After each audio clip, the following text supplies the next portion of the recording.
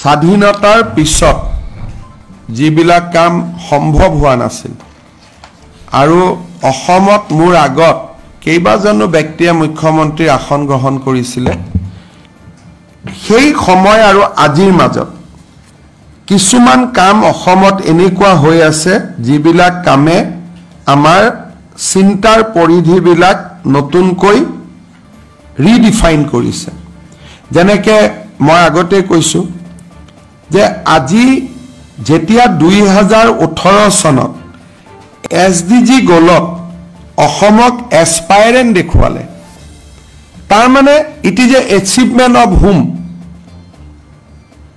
It is a achievement of Congress government কাৰণ 18ৰ আগত অসমত চৰকাৰ কোনে চলাইছিল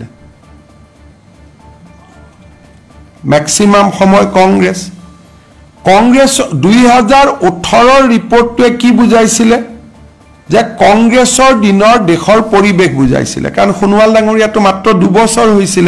দৰিদ্ৰতাটো 2 বছৰত নাবাঢ়ে কিন্তু তাৰ পিছত আহি আমি 2023ত ফ্ৰন্ট ৰেংকিং হলো 16ৰ পৰা 23ৰ ভিতৰত আমি 18ৰ আগত স্বাধীন হোৱাৰ সময়টো আপোনালোকে ক্যালকুলেট কৰক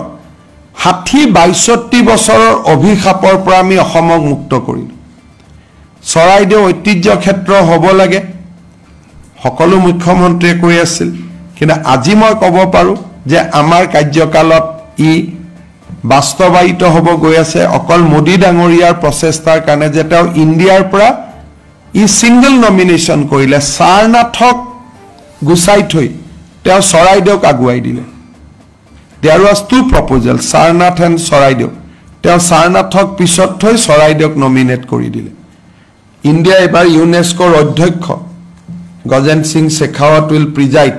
over the UNESCO meeting. India is chairperson. Gotike obviously moi bhabu je Saraidew ঐতিহ্য ক্ষেত্ৰলৈ ৰূপান্তৰ হ'ব